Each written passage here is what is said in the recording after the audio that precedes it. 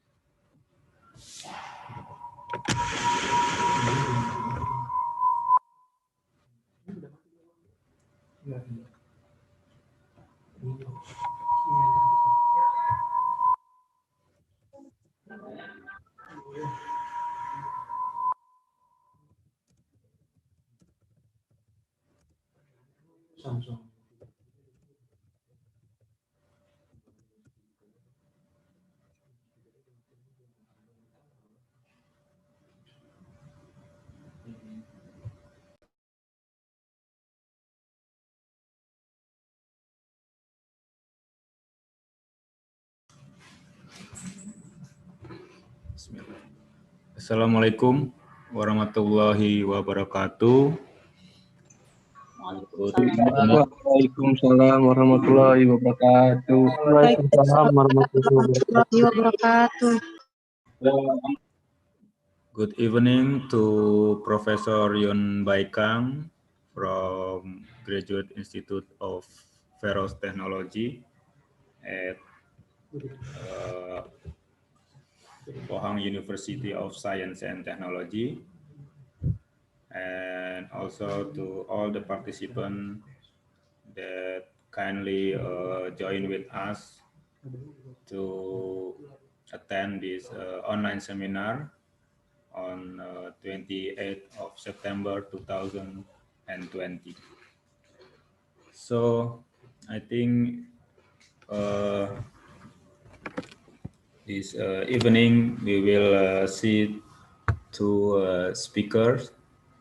One is Professor Yun Baikang, and the last one is Professor Fatah Sulaiman, our rector.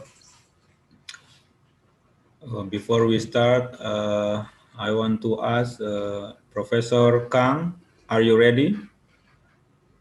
Yes, I'm here. I'm fine. Hello, Prof. Hi. Are you hear me? Do you hear me? Hello. Yeah, I hear you, but it's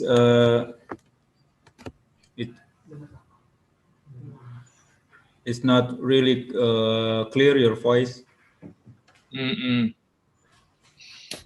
How about you? Yeah, I'm fine. I listen to your voice very clearly. Okay. So Do you still have a problem in listening my voice? no, I think now it's okay, Prof. It's okay. Okay. So we start this seminar, okay? Yes. So all the participants and the speakers, Professor Yun Baikang. For the first session, we will see the presentation of Professor Yun Baikang from Graduate Institute of Ferrous Technology at Pohang University of Science and Technology, South Korea. He will deliver a presentation entitled Thermodynamics of the Oxidation and Kinetics of Steel Flux Reaction for High Alloy Steel Production. On behalf of the department and also the university, Sultan Ageng Tirtayasa University, I would like to thank you to Professor Yun Baikang and also to give that want to help us to attend this seminar, Prof.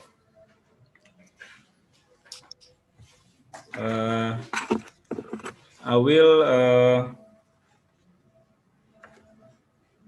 read the short biography of Professor Kang.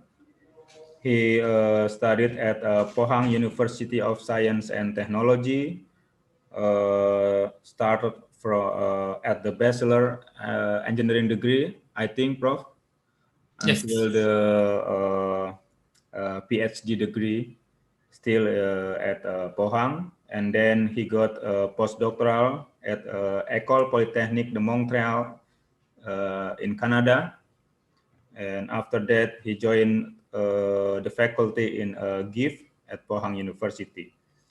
Now he is a full professor leading a research group, Clean Steel Laboratory, and his research expertise is in solution thermodynamics and reaction kinetics, with particular emphasis on a high temperature reaction between liquid steel and relevant materials, for example, slag, inclusion, refractories, etc. And I think for our department, it's an honor to have Professor Yon Baikang here, because he has already received many awards from several academic societies, for example, from TMS, ISM, ISIDS, Korean Institute of Metal and Material, and also National Academy of Engineering of Korea. And he has published over 200 scientific papers till now. So please, Professor Kang, the screen is yours. Okay, thank you very much, Professor, for inviting me to this seminar series in university. I'm very excited to be participated in this seminar series, and also good afternoon for all the participants in this seminar series. My name is Yun Bae-kang, as Professor Dragono already introduced. I'm working in Pohang University of Science and Technology, and I do research and teach about the high temperature reaction phenomena, including thermodynamics and kinetics, and some physical chemical properties of materials most relevant to the steel making process.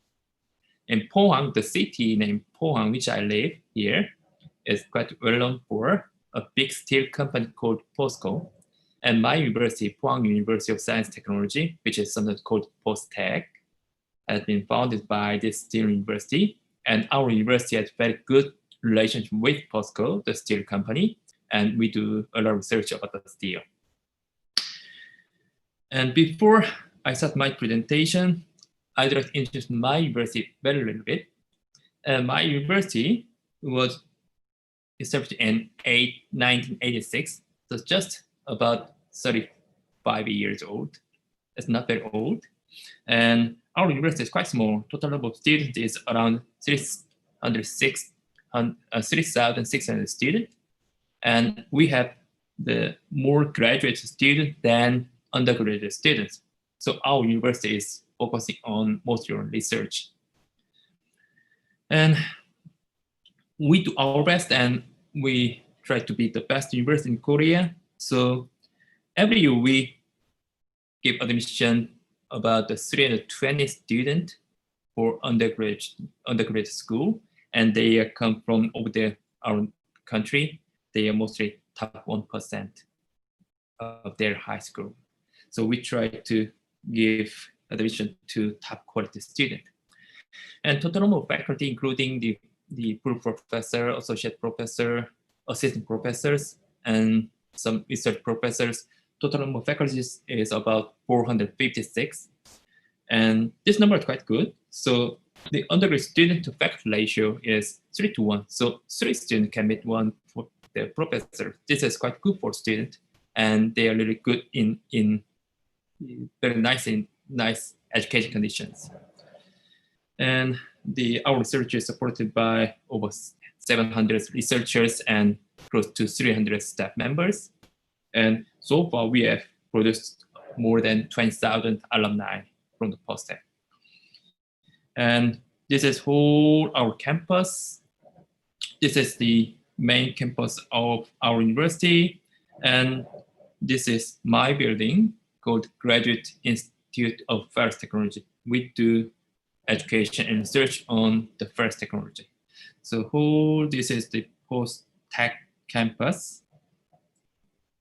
And in POSTECH, we have 11 undergraduate programs, including science and engineering. And we have 19 graduate programs. And one of these programs is Graduate Institute of Ferrous Technology. So its acronym is GIFT. And this is the building GIFT where I am now. Here I'm about here, and this part look like a blast furnace, which produces liquid iron from the iron ore. So this shape looked like that. Yeah. So when this building was built, since we do research and education on the ferrous technology, this type of the sculpture was intentionally made. And now let me start about my actual presentation. The title is Thermodynamics of the Oxidation and Kinetics of Steel Flux Reaction for High Alloy Steel Productions. These research results are based on my own research and also research of other faculty members in our institute, aiming at developing new grade of steel product, which have a light weight but very strong by adding certain number of alloying elements.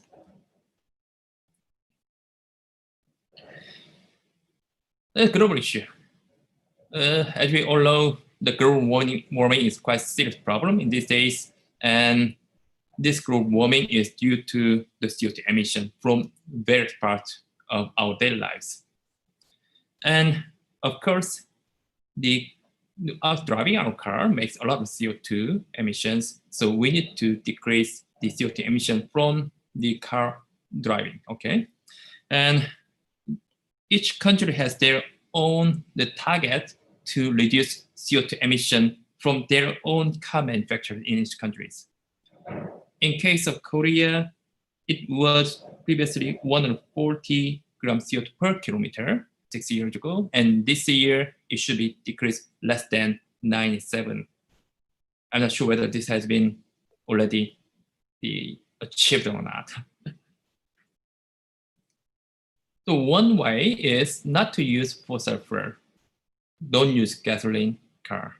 So electric car is quite popular these days.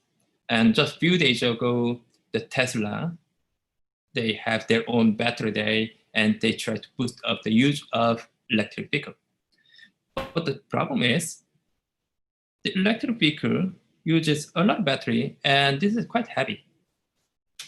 This makes the using electric vehicle is still not very attractive choices. On the other hand, the typical the gasoline car, for example, Toyota Camry, its weight is almost 3/4 of the Tesla S because they don't have any battery. But this gasoline car uses the fossil fuels, and while you drive with your Camry or whatever, then you still produce CO2. This is not very good. In order to reduce the CO2 emission, it is quite important that we need to decrease mass of this automobile as much as possible. This is one of many ways to decrease CO2 emission. How to solve these issues? Very clearly, if we can handle density of materials used in automobile, then you can reduce weight of automobile. And since there are many parts which are based on a steel product in each automobile, so decreasing density of the steel product would be one of very promising way to eventually minimize emission of CO2. Then let's look at very basic things. Periodic table.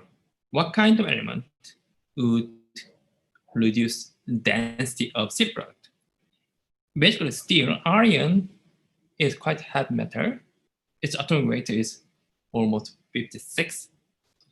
And there are some number of alloying elements which can be added to the steel product. Out of this, if we can choose some light element, like aluminum or silicon, they can reduce the specific weight of or density of the steel product. If you look at this graph, then density of steel product can be lowered by adding aluminum.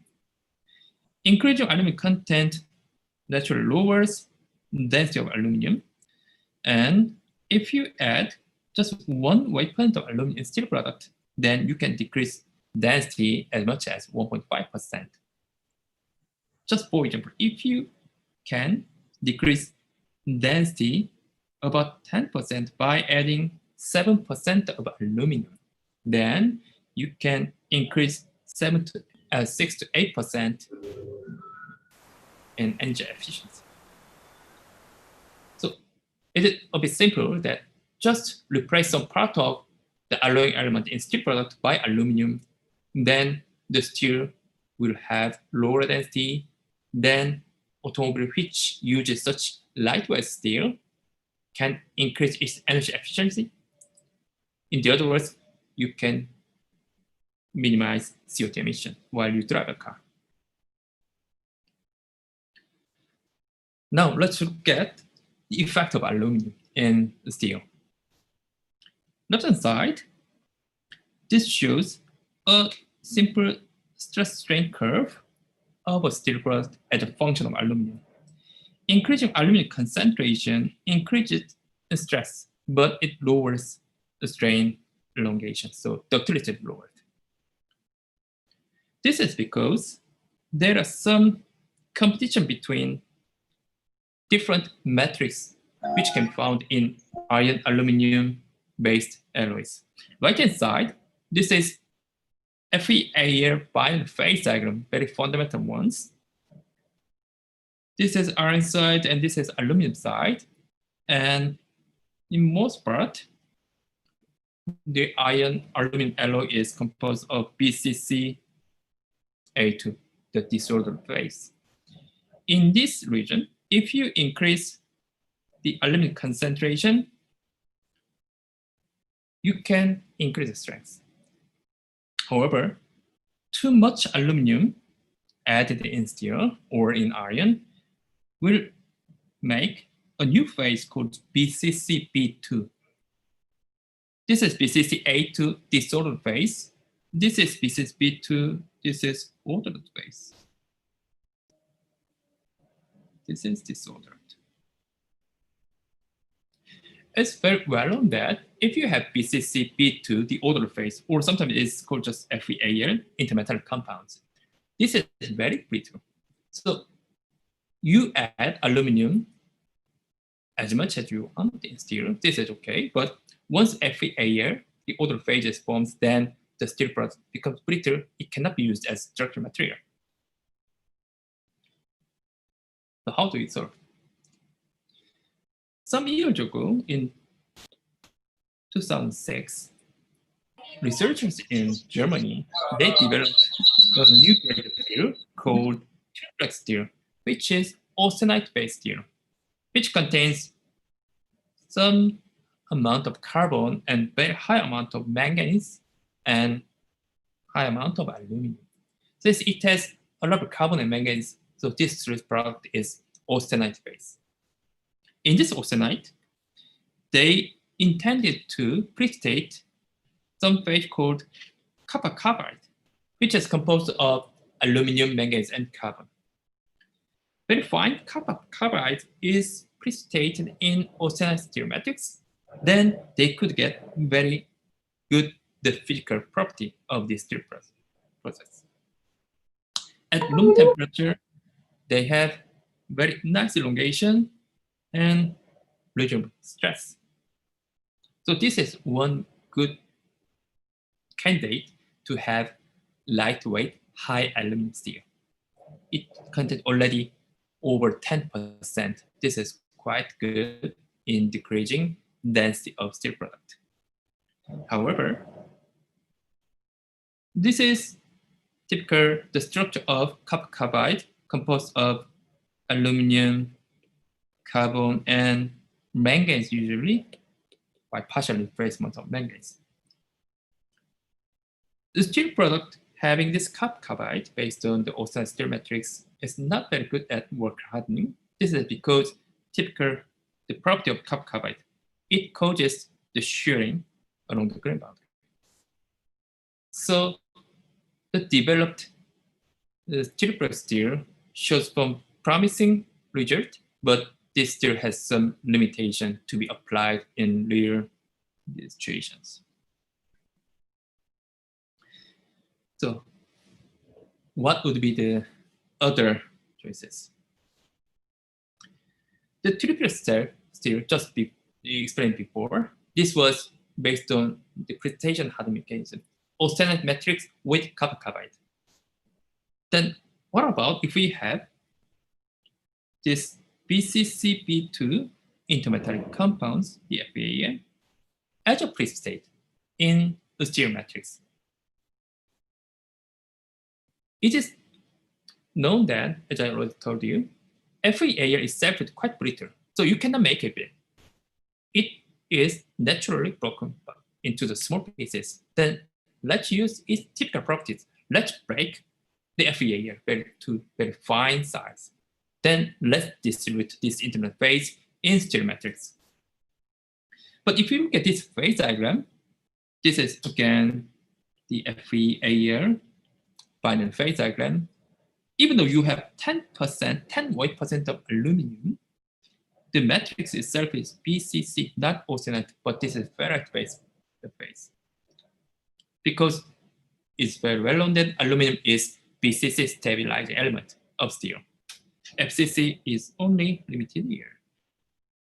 So how do we get BCCB2, the FAAN phase, inside austenite? Let's look at phase diagram. Left-hand side, this is a phase diagram at 1000 degrees Celsius isothermal section of Fe, aluminum, and carbon with no manganese. So this is basically FeAl carbon tunnel phase diagram. So let's consider carbon, since carbon is one of the austenite stabilized element. Without carbon, you just have FCC here, and there are a wide region of BCC. But adding carbon make some region of austenite the stable region. This looks good. But still, we have 10% of aluminum here. Austenite is not very wide. What about adding manganese? Manganese is also the other austenite stabilizing element. Adding 10% manganese enlarges the stable region of gamma phase. It's here. It goes close to 10% aluminum region. Then for this purpose, the phase diagram analysis can be a very useful tool to find at what condition, at what concentration of carbon, aluminum, manganese you can have austenite matrix with BCCB2 phase. Such kind of thing can be done using modern calculator software, the thermodynamic calculation softwares. So this can be easily solved. And second, suppose you design alloy chemistry. So you have certain weight percent of carbon, manganese, aluminum, and something else. How do you make the BCCB2 phase coexist with FCC? In previous slide, you see that this is austenite phase. This is BCCB2. At this condition, 10% manganese, 1000 degrees Celsius, you do not observe coexistence of austenite and BCCB2. But if you change temperature, if you add manganese a bit more, if you add some element more, then you may find some region where BCCB2 phase can stay with austenite phase. So you need to find some temperature and some alloying element which make BCCB2 stable. Nickel may be one of BCCB2 stabilizer. This can be found by phase diagram analysis. And second, how to disperse BCCB2 in FCC matrix, increasing the nuclear site for BCCB2 precipitation. So my colleague, Professor Nakjun Kim in our institute, they found some way to achieve this one. Use nickel to make BCCB2 stable and use grain boundary and the shear band as nuclear site for BCSB2. With this idea, they developed a very nice steel which contains 10% aluminum, which lowers density of steel product significantly, which contains 8% manganese and 0.8% carbon. This makes the steel to be stable in form of austenite. And with 5% nickel, this makes BCSB2 stable. With this steel chemistry, they made a steel product which is stronger but lighter than the commercial titanium alloy. If you look at this graph, this is strain curve for Ti6Al4V alloy, commercial alloys. And this is the triplex steel, which I introduced earlier, developed by German researchers. This 1, 2, 3 is the performance of alloy developed at our university post. This is really strong, much stronger than titanium, but this is lighter than titanium. Look at the left-hand side photos. On the left-hand side of this way, you see 6 pieces of steel product containing this alloy element. On the right-hand side, there are 5 pieces of titanium. But this 5 pieces of titanium is heavier than 6 pieces of steel, but this steel has much stronger property than the titanium. So this steel product is quite promising, and this result has been published a few years ago in Nature. So this is one of very nice results in the steel research history. Okay, this is good. And my colleague developed very nice steel product. I do research on steel making and casting, and the problem is now this is good. The alloy design is quite nice. However, how to produce it in commercial scale? If you make such kind of steel in a small laboratory scale, this is okay, no problem. But if this is to be used in automotive, some part of automotive, the mass production must be sought. In order to produce steel in a large scale, then we need to think about the general steel making process and continuous casting. Now, aluminum is lighter, so this is good to develop lighter steel, but aluminum is too aggressive during the steel making process. One example, this is continuous casting mode. Liquid steel made during steel making process is delivered into copper-cooled casting mode. During the casting, the upper part of the steel is blocked by or covered by mold flux. Mold flux is the mixture of various oxide compounds. This is quite important in obtaining very nice quality of cast slab. If there is some problem, then as you see here, surface crack observed, then this is not good for quality of steel product. And even worst case, the bulging, bleeding of steel, and final failure of continuous casting occurs. Why aluminum trouble? Because this mold flux is mainly composed of CaO and SiO2, lime and silica-based mold flux. This has been traditionally used. But too much aluminum in liquid steel react with SiO2 in mold flux at the interface between liquid steel and mold flux during casting. Then it causes reduction of silica and accumulation of alumina in mold flux. It changes crystallization kinetics of mold flux and between the copper mold, which is water-cooled, and liquid steel solidifying. Once crystalline kinetics is changing, heat transfer characteristic is also changing, then it causes unstable heat transfer, then it ends up with very bad surface quality. In this environment, the continuous casting cannot be done. So, the introduction. The adding aluminum, let's say up to 10%, this is quite good in producing lightweight steel. but aluminum is too aggressive. Aluminum can attack almost everything during steel making and casting process. It reacts with slag, flux, and refractory because aluminum is too attractive to oxygen, very strong deoxidizers. So, the oxidation behavior of aluminum at high iron content needs to be considered. Typical steel product contains aluminum less than 0.1%, but in this new type of steel, aluminum is almost 10%. So this is really different. At such high aluminum content, what is the extent of aluminum reaction with oxygen? This should be investigated.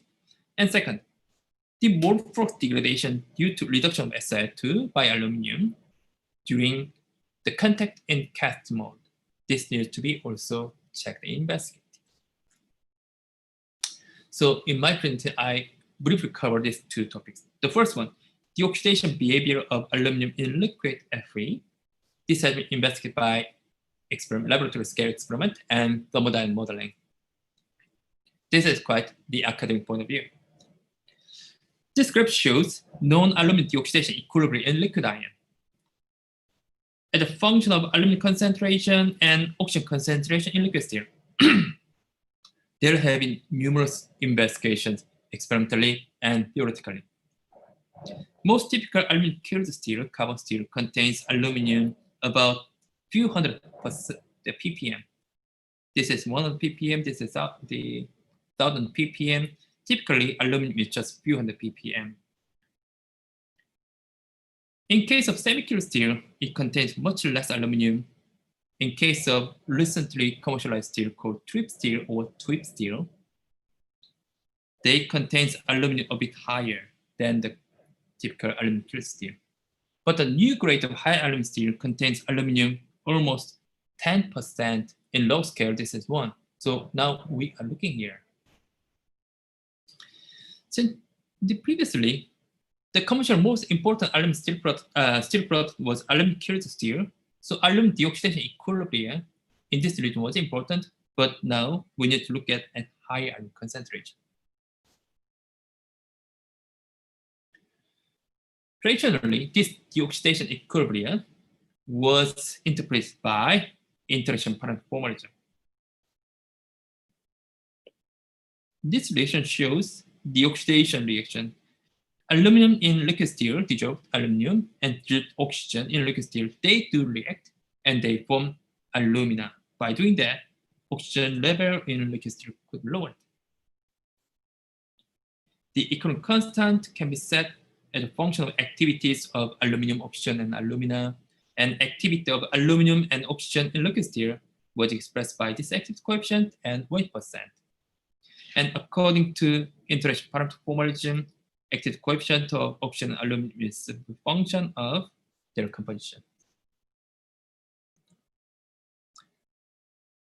With this, experimental available deoxidation equilibrium was explained, and most representative one using this interaction parameter formalism is given by this thick blue line, which is suggested by JSPS, Japanese Society of Promotion of Science.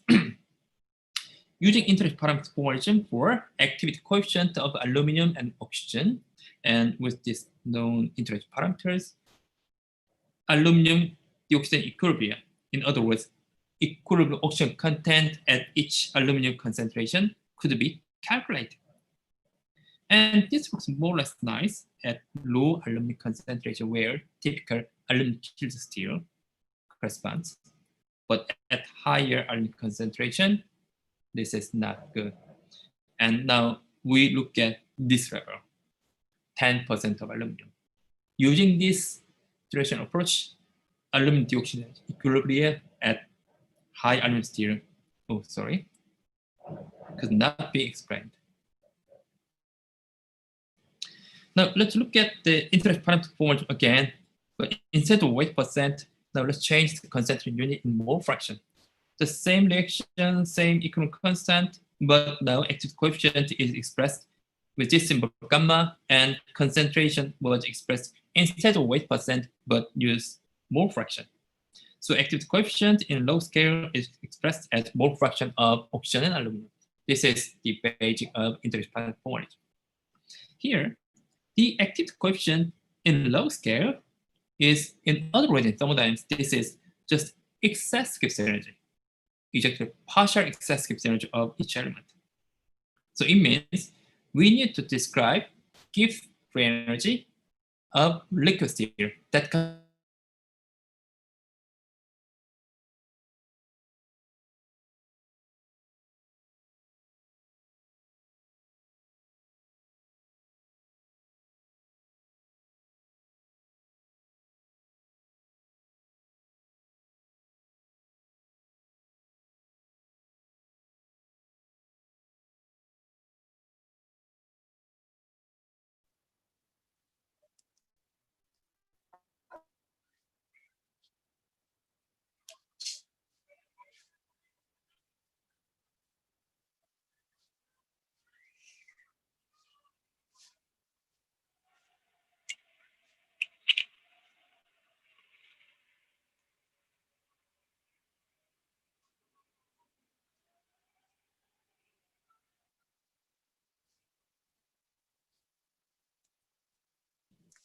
Hello, can you hear me?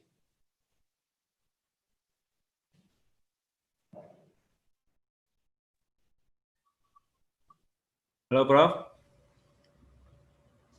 I'm sorry, there must be some problem in network connection. I was rejected from this Zoom meeting, so I just rejoined. Sorry, sir. Do you see my screen, my slide? It's okay? Yes, it's okay. It's okay. Sorry for that. Okay. Let me continue. Good. Yes, it's okay.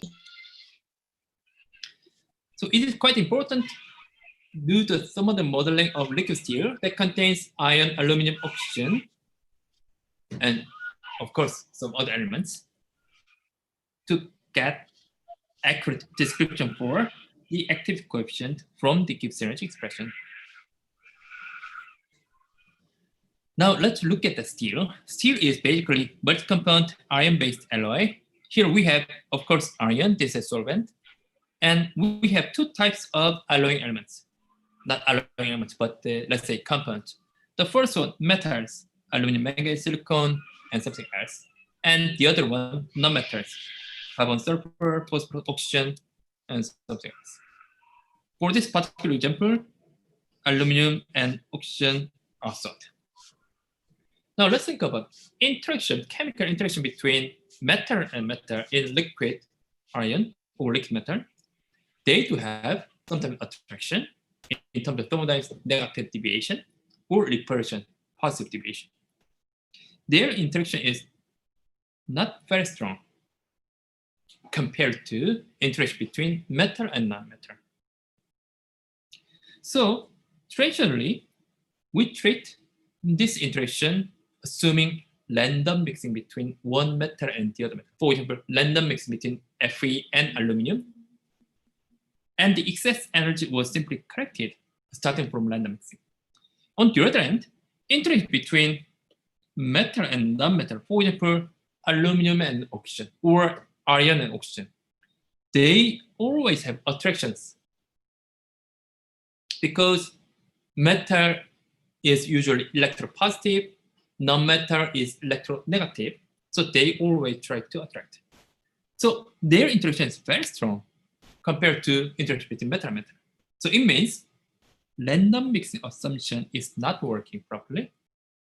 Unfortunately, the previous interaction parameter formalism is based on random mixing between all the compounds, between aluminum and oxygen, and Fe and Al, and Fe and oxygen. It should not work, okay? Since interaction between aluminum and oxygen is very strong, and interaction between Fe and oxygen is also strong, so we should not assume random mixing, but we treat in different way. So there are many ways, but what we have done is using the chemical approximation. What does it mean?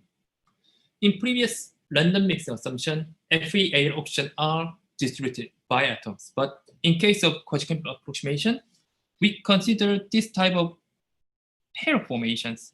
There are 6 different types of pairs, and of course, this reaction quite strong, this reaction much more strong, but this reaction less strong. So we distribute these different types of pairs, getting the entropy mixing and obtain the entropy mixing based on this pair formation and describe Gibbs energy equations. I don't do the explain for details of the Gibbs energy expression. This everybody will hate. But anyway, Gibbs energy of liquid steel containing Fe, aluminum, and oxygen are described based on these pairs.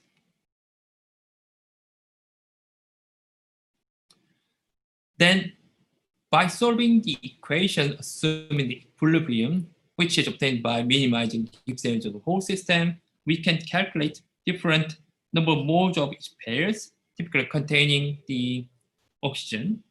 Then number of moles of pairs are expressed by function of aluminum concentration. Now look at increasing aluminum concentration increases oxygen attached to aluminum compared to oxygen attached to iron. This is quite reasonable. So the activity coefficient from partial Gibbs energy can be obtained by thermodynamic calculation. With this approach, the aluminum dioxide equilibrium can be calculated, which is given by this blue line. Now, the new calculation shows very good agreement even at higher aluminum concentration compared to the previous one. Even at lower aluminum concentration, this new model approach is quite good. This works even at the other alloy containing manganese or multi-compound steel containing manganese aluminum together. This steel grade is, of course, what we have developed for lightweight steel. The dioxide equilibrium can be explained easily using this quasi-chemical approximation, assuming non-random mixing between the atoms. So with this, we could describe the oxidation equilibrium or oxidation behavior of aluminum in liquid steel using this quasi-chemical approach. This is one of the necessary components when we try to develop a process variables which is used to produce high aluminum steel. Now let's move to the next one, continuous casting. Mole flux degradation due to reduction of acid by aluminum. Now let's look at this phenomenon from our lab scale experiment and thermodynamic kinetic reaction model. Now this slide is shown again. This is casting mold, and this is interface between liquid steel and mold flux. And at this interface, the above reaction seems to be happening. And this causes finally very bad surface quality of cat slab. Then we naturally get some questions. How fast the reaction process? How fast the reaction process? Can we estimate the extent of reaction? And how to suppress the reaction unless we completely employ a new type of mole flux? Simply, we can change component in the mole flux to prevent this reaction, but the problem is this lime silica-based mole flux has been used many years, and this is well optimized for steel casting. So replacing some of these components will cause another trouble during continuous casting. So this is one trouble. So some steel makers want to keep using this type of mole flux based on lime and silica, but they want to suppress the reaction. Then in order to understand such kind of things, we need to develop a thermodynamic kinetic model which can predict composition change of mole flux during the casting of high aluminum steel. In order to develop such kind of model, we need to understand reaction mechanism between liquid steel, high aluminum steel, and mole flux. Based on this, we need to carry out kinetic calculation, how fast the component changes. This should be based on reaction mechanism and thermodynamic information. And it also requires, for the kinetic calculations, we need to have mass transfer coefficient of each element in stereo flux. This needs to be some part needs to be obtained by experiment. And changing chemical composition during the reaction, it may affect mass transfer property, mass transfer coefficient of those components during calculation. So this needs to be considered. Once this is done, we can get the precision of mole flux composition during concentrated casting of high aluminum steel. So in our laboratory, we carried out two different types of laboratory scale experiment. The first one is looking at composition change of mole flux during the reaction between high aluminum steel and mole flux. Just employing a small scale induction furnace in which liquid steel contain aluminum and mole flux based on lime silica. They were allowed to react to each other and carry the sampling. At each reaction time, the composition change was measured. This gives us composition, the evolution during the reaction. Second, a slightly different type of experiment. We want to observe reaction interface between the steel and mole flux. What's really happening at the interface? So we employ a small scale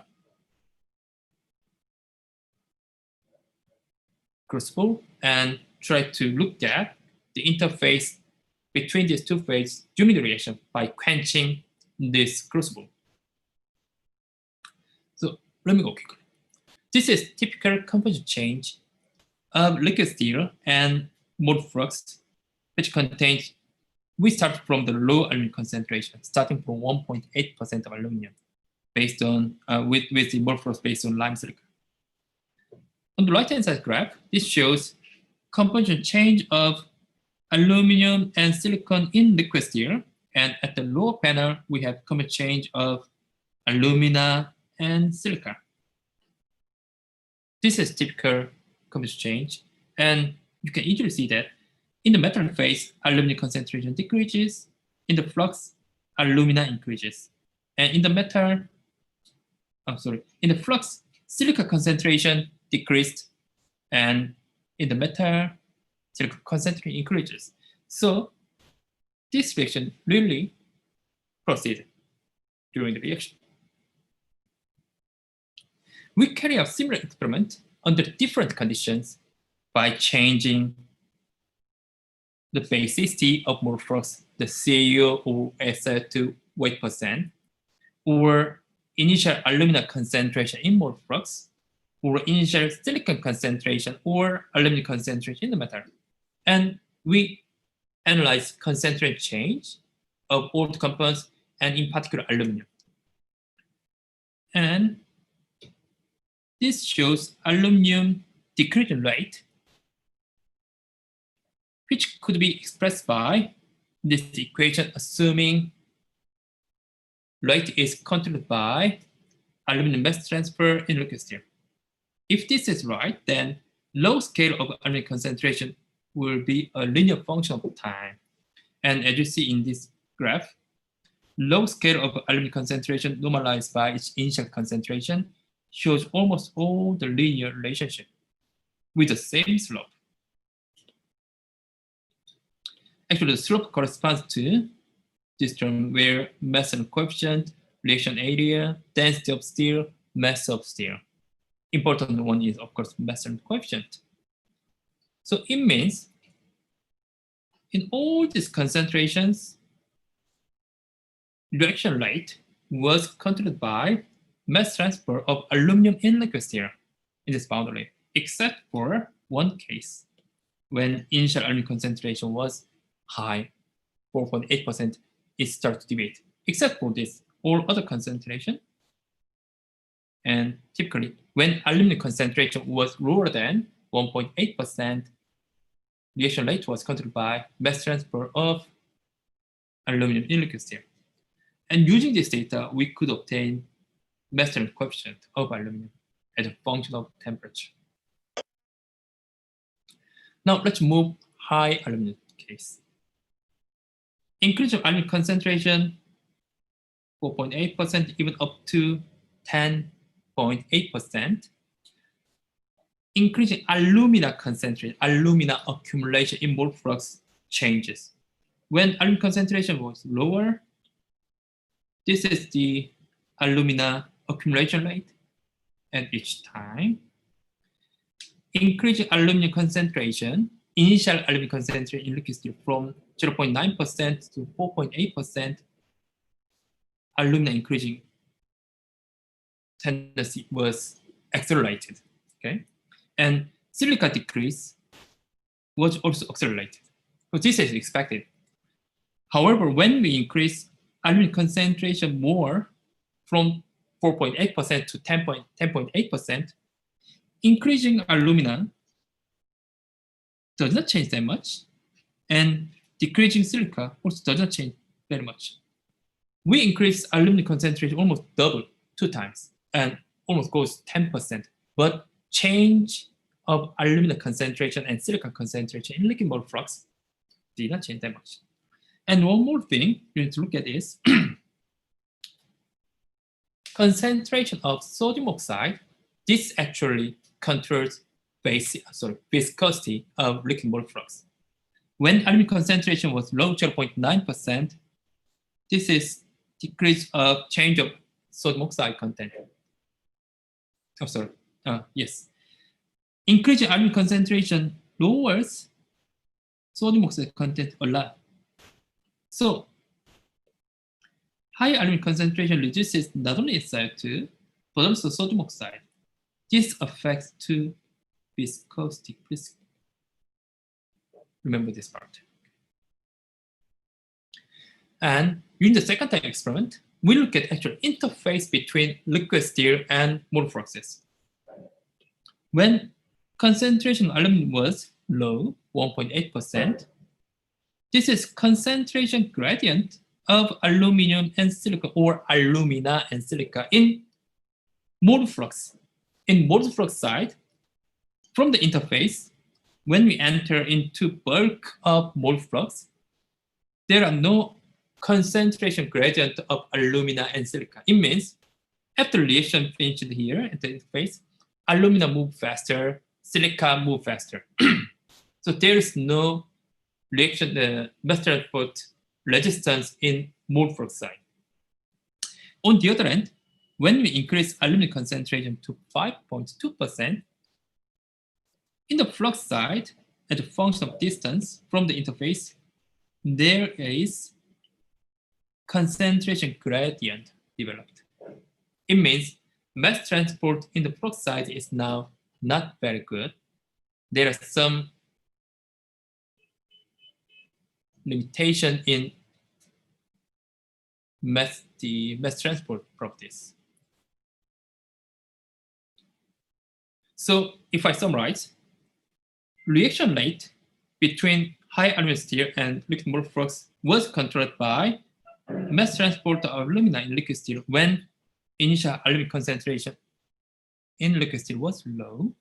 But for high aluminum steel, rate was controlled mass transfer in the liquid flux, and they may combine. So we need to consider these two facts in developing reaction rate model. Here, reaction rate model means the model which can predict composition change of liquid steel and mole flux during the casting. So we made better simplification of this system, as shown here. We have two phases, liquid steel and mole flux. In liquid steel, we have two parts. The first, reaction layer near the interface between the steel and flux. This is reaction layer, and the other is bulk of liquid steel. In the flux side, we assume 3 different parts: bulk, reaction layer, and in between we have a boundary layer which controls mass transport of the compound in the slag. And we assume local equilibrium between liquid steel and mole flux at the interface. This equilibrium is considered between these two reaction layers of stir and flux. So equilibrium calculations between these two reaction layers were carried out using computational thermal software. We employed Backsage and ChemApp. Once equilibrium information at the interface is obtained, interface means reaction layers, then concentration gradient are developed between bulk layer and reaction layer, and mass transport are generated. In particular, for the interface, the liquid flux side, we have reaction layer and boundary layer and bulk layer. So all the equilibrium calculation result in the slag side is now considered in reaction layer and boundary layer, and the boundary layer controls actually the mass transfer coefficient of slag compounds, including aluminum, silicon, and whatever. In case of liquid steel, this is quite simple. Mass transfer in liquid steel is described by the typical molar flux equation, which contains concentration gradient and mass transfer coefficient. Mass transfer coefficient of aluminum was experimentally measured in our study, and mass transfer coefficient of other elements was assumed to be proportional to their diffusivity, relative diffusivity to aluminum. But most important one is mass transfer coefficient of aluminum. In case of mass transfer of liquid flux, we assume a similar type of the molar flux equation, and mass transfer coefficient of each oxide component was derived in this way that mass transfer coefficient of alumina was assumed to be 0.3 times of mass transfer coefficient of aluminum. This was actually fitted parameter in our calculation. And mass transfer coefficient of sodium oxide is just 2/3 of mass transfer coefficient of aluminum. This was also the other parameter which we used. For mass transfer coefficient of other elements, other components, it was estimated assuming that mass transfer coefficient is proportional to their diffusivity in slag. And one more important one is mass transfer coefficient of all the oxide components, including alumina, sodium oxide, silica, whatever. Their mass transfer coefficient is inversely proportional to viscosity of slag. So it's quite reasonable that if more flux becomes viscous, mass transport becomes difficult. So we assume this kind of. And assuming the thickness of boundary layer, this was also the parameters we made our model. And this is how we obtained the viscosity equations for mole flux. This viscosity calculation was carried out at every step of our calculation. Then mass transfer coefficient of all oxide components was instantaneously updated. Then setting our model structure, putting the initial conditions, and carry out the equilibrium calculation at the interface between two reaction layers, and setting the mass transfer equations and calculating viscosity. We update mass transfer coefficient. Due to viscosity change, we repeat these calculations. And finally, we could get concentration evolution in the mole flux and liquid steel as a function of time. So this is our model calculation compared to experimental data. When aluminum concentration was not very high, this graph shows that change of concentration of silicon, aluminum in metal, and change of alumina, silica, and other components in fluxes. Comparison between our model calculation and the experimental data looks quite good. Now let's move high elements here. 4.8% aluminum, 10.8% aluminum. Again, we still observe very favorable argument between our model calculations and external data. So this shows that our developed reaction rate model is reasonable.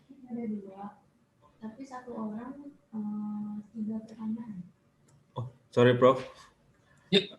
We have a limited time, so... Yeah, I'll finish it in 5 minutes. Okay. So, yeah.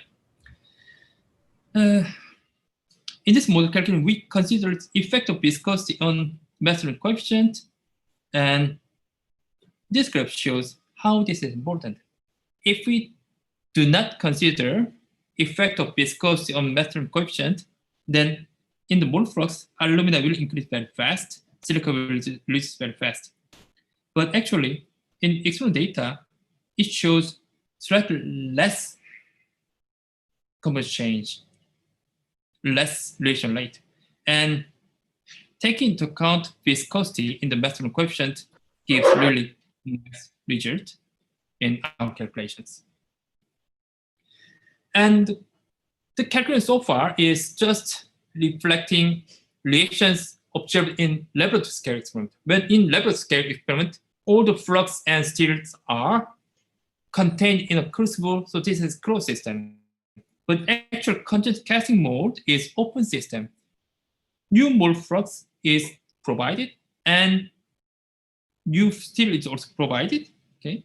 And reaction takes place at the interface, and after some time, liquid steel go out the mold, and used mole flux also leave the system. So we need to consider this kind of mass balance.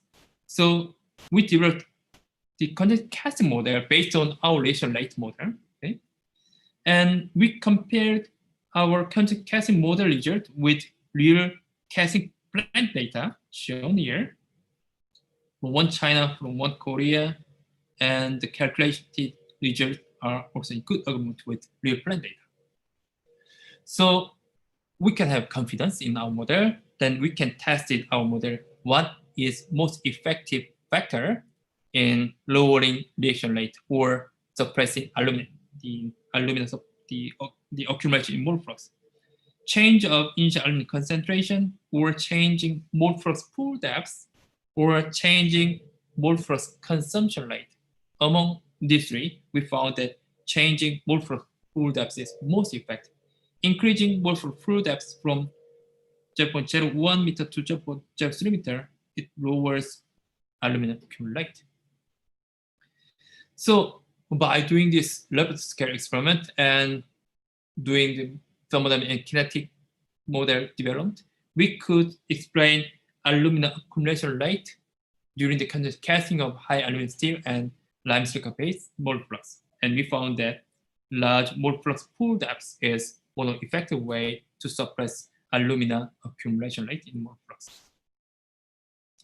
So this is quite promising, but still we need to solve some more problems in high aluminum lightweight steel processing. Expensive alloying element like nickel, this is very difficult to use because too expensive. And there are certain other problem, welding, casting, and refractory problems. And once we show all this, then we need to commercialize it, but we need to persuade steel makers, please make this steel, and car producer, please use this high aluminum lightweight steel. So this is all my presentation, and thank you very much for taking this lecture series and listening to my seminar. Thank you very much. Welcome. Thank you, Prof. Yun Bai Kang, and we are sorry because we start was already late, just maybe 10-15 minutes, so we have to extend the time. And I hope our rector, Professor Fatah Sulaiman, still stay with us for the next 1 hour for the presentation. So Professor Yun Bai Kang, I have 2 questions for you. Yep. First is from Zainal Adilin, Pintra Engineering. He has 3 questions actually. Yes. First, is iron in pure state and aluminum also in the sense of aluminum or alumina? In the high aluminum steel? In iron aluminum alloy, is iron in a pure state? No, it's not pure state. This is the alloying state. Iron and aluminum are chemically dissolved with each other. And they are not. And for the aluminum, is aluminum or alumina? Aluminium. Aluminium. Yes. And the second one is, what is the use of iron aluminum alloy in large quantities? Typically, iron aluminum, the ferroaluminum alloy is used to lower oxygen content in liquid steel. So as a deoxidizing materials, this is traditionally used. But in my presentation, iron aluminum alloy is used to increase aluminum concentration up to 10% during the steelmaking process. Then, once this is casted and becomes a steel product, then FeAl intermetallic compound would form. This works as the precipitation hardening materials in the steel product. Yes, to my knowledge that you want to increase the strength and the ductility of the iron by using the precipitate of the iron aluminum precipitate. But Yes, the problem is the reaction between aluminum and the melt flux, especially with the silica component. Yeah.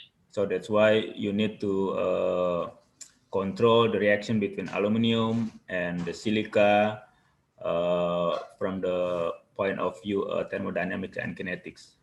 That's what I understand. Yeah. So the last question, because we need to move fast. Which is more advantageous than iron titanium alloy? In this alloy, in this lightweight steel, titanium is not an alloy element. So FeTi alloy is not used. But anyhow, if we want to have alloy element, then ferrotitanium is much expensive than ferroaluminum alloy. So unless there are really strong reason to have titanium in steel product, we don't need to use ferrotitanium alloy. Okay, so Professor, actually we have some question, but I think we will send the question by email to you, and I hope you kindly to answer the question. Okay.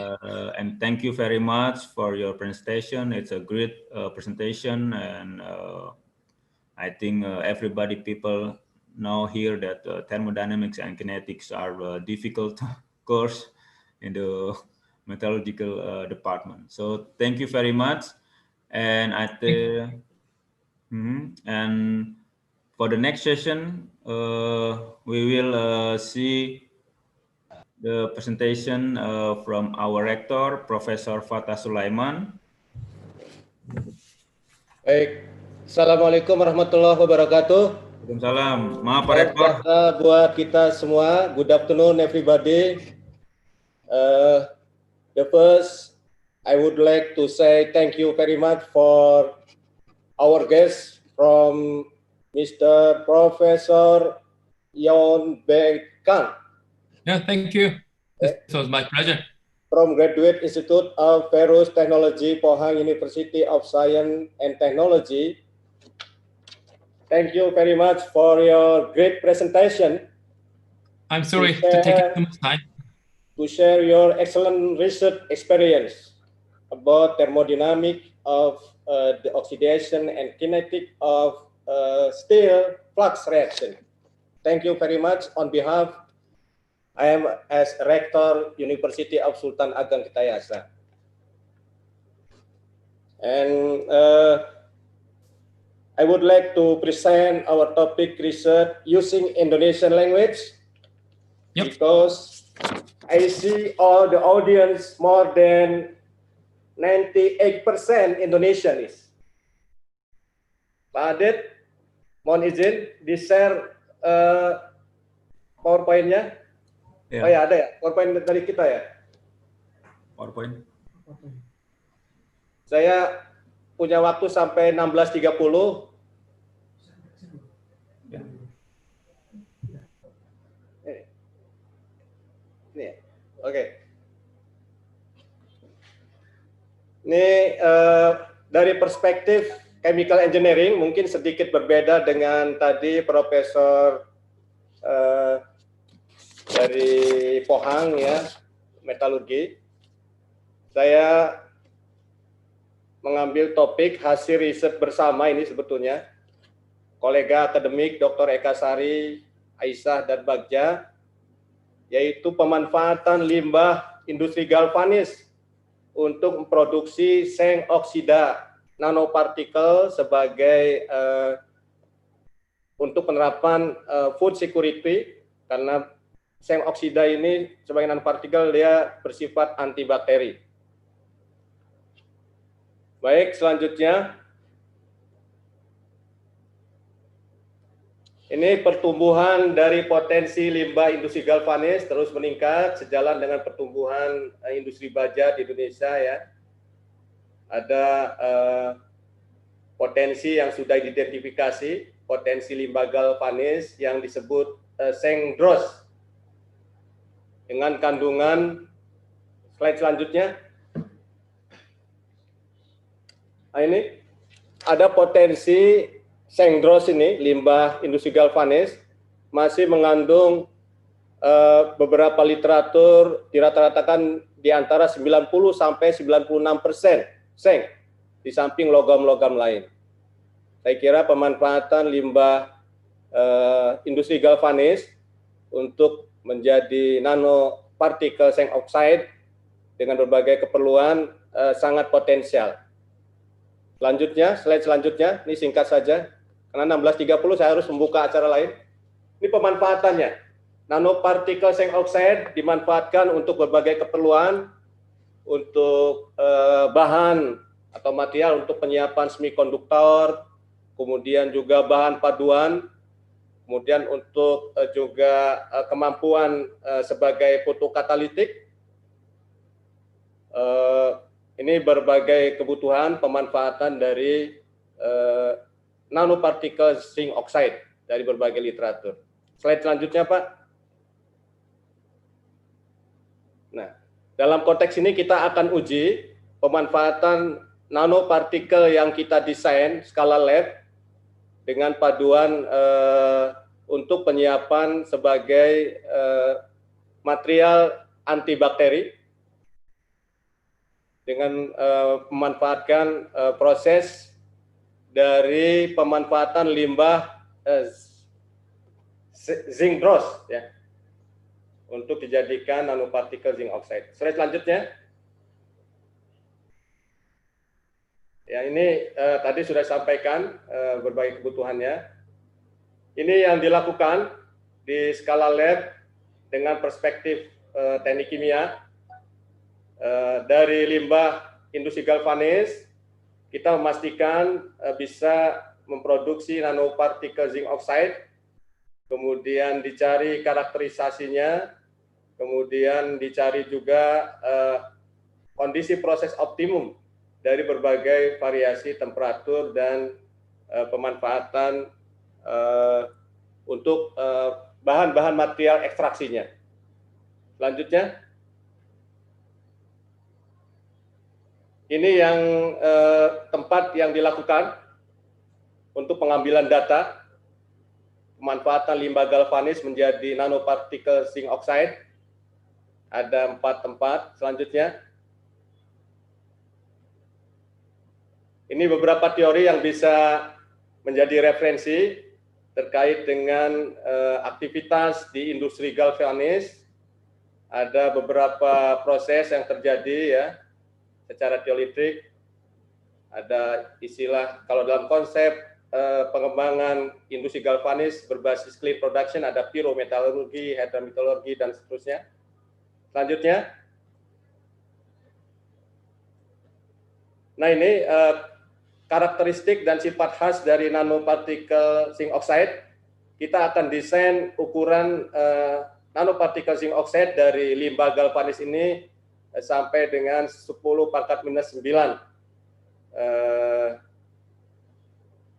ukuran nano. Terus Pak, langsung ke ya, inilah yang akan dilakukan dari tahapan tim kami melakukan riset 4 tahapan ini, mulai dari ekstraksi dari limbah industri galvanis, kemudian memastikan terjadi produksi nanopartikel zinc oxide dari pemanfaatan limbah itu, kemudian dilakukan analisis karakterisasinya zinc oxide dengan menggunakan SEM, kemudian diuji cobakan untuk pemanfaatan sebagai antibakteri untuk mengurangi atau meningkatkan daya tahan makanan. Kami selanjutnya langsung ke hasil. Oh, ini yang dilakukan toolsnya. Kita lakukan. Nah, ini komposisi hasil analisis limbah galvanis zinc dross-nya ini rata-rata di angka 90–96%, sangat potensial untuk kita manfaatkan menjadi bahan baku nanopartikel zinc oxide. Selanjutnya, Pak.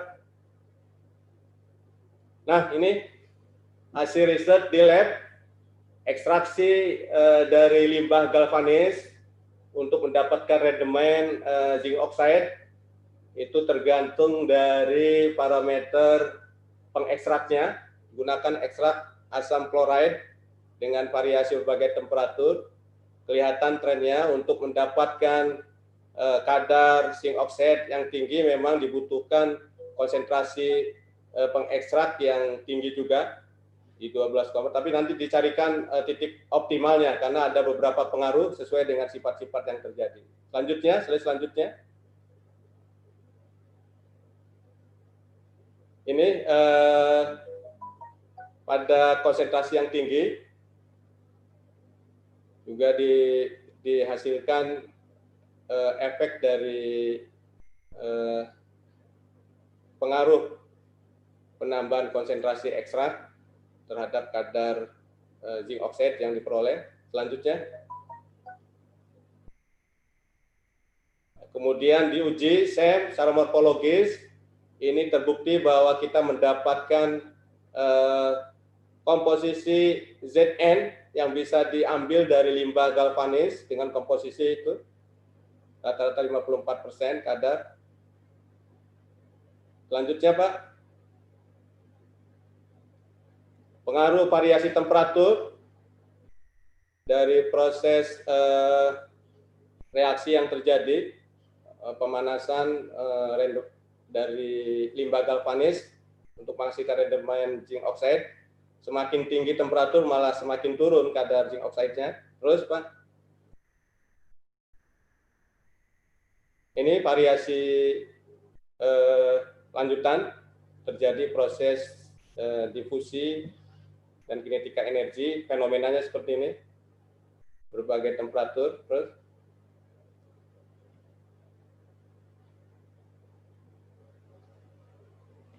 Terus, Pak, kadar yang proses pembentukan nanopartikel menggunakan sonifikasi. Ini ada juga diperoleh ukuran dengan sonikator yang dihasilkan untuk berbagai variasi waktu dan variasi media. Terus, Pak, ini variasi waktu dan media untuk pembentukan partikel nano oxide, zinc oxide. Terus, Pak, nah ini kemudian pengujian pemanfaatan partikel nano oxide untuk daya tahan terhadap habitat bakteri tergantung dengan konsentrasi ZnO. Nah, ini kira-kira kesimpulannya, limbah galvanis atau zinc dross dari industri galvanis berpotensi kita manfaatkan menjadi partikel nano oxide, zinc oxide ya, untuk berbagai keperluan dengan optimasi kondisi proses yang bisa disimpulkan itu pada temperatur dan mengekstrak 3 molar, temperatur 120 derajat Celcius untuk menghasilkan partikel zinc oxide di antara sekitar 83,47% dengan yield 8,29%. Memang sementara ini yang terdeteksi dari hasil riset ini pada waktu 65 menit proses sonifikasi itu dihasilkan baru di angka 75 nanometer ukuran zinc oxide yang bisa di-grade. Dan terbukti bahwa zinc oxide bisa dimanfaatkan untuk menghambat laju pertumbuhan bakteri. Ini implementasinya dalam ketahanan pangan untuk kemasan dan sebagainya. Saya kira itu ini Pak Adib, mohon maaf tadi saya menikmati paparannya Prof dari Korea Selatan. Saya nggak berani menyetop ya. Saya 4:30 harus buka acara, Pak. Ya, ya Pak. Terima Seperti kasih. sudah disampaikan, dan saya atas nama institusi Universitas Sultan Ageng Tayasa apresiasi kepada jajaran Departemen Metallurgy Universitas Sultan Ageng Tayasa yang telah menginisiasi seminar internasional hampir 5 series ya. Saya kira itu. Terima kasih. Wassalamualaikum warahmatullahi wabarakatuh. Dan izin lab ya Pak Adib. Ya Pak. Terima kasih Pak Rektor. Ya. Oke. Ya. So, the second session has already finished. We arrived at the end of this online seminar. Professor Yon Baikang, are you still with us? Yes, I'm here. Yes, I'm here. So again, Professor Yon Baikang, on behalf of the Department of Metallurgy Engineering, Sultan Ageng Tirtayasa University, and also all the participants who have joined in this online seminar. We would like to thank you for your kindness to join with us to present a very interesting topic. Maybe it's a difficult topic for our student to understand, but I think it's interesting what you have present this evening. Hello, Prof. Yon Baikang. Yes. So about the question, I will send the question to your email, and I hope you will answer the question and send it by email too, because we have I already answered the questions by using this chatting. Okay. So thank you. Their own answers, but the answer would not be so helpful, but I just answer as quick as I can do. Yeah. Okay. So I think it's nice to see you with us. It's an honor for us to have to meet you on this seminar as the moderator and also as the head of the department. I would like to thank you to all the participants, to the speakers, and I think it's interesting because the two speakers talk about how to develop, how to sustainable in a sustainable development. Yeah, Professor Yon Baikang talk about how to decrease the weight of the car bodies by adding a light element, for example, aluminum, to create a metallic precipitate to refine it into the nanoscale, but the problem is aluminum react with the silica. So at most of the Professor Kang presentation, it's about how to control the reaction, the thermodynamics and kinetics between aluminum and silica. And then Professor Fatah Sulaiman talk about how to use the zinc dross into the commercial or into the zinc oxide nanoparticle. First, extract the zinc oxide using the using hydrochloric acid, and then by sonication, the zinc oxide particle can be produced and made into the nanoscale particles. So it's a good to have two presentation, and I would like again thank you to Professor Yun Baikang, to Professor Fatah Sulaiman, and to all the participants that willingness to attend this online seminar. Thank you very much, and sorry if there is a problem with the Apa bedanya online pramugari? seminar.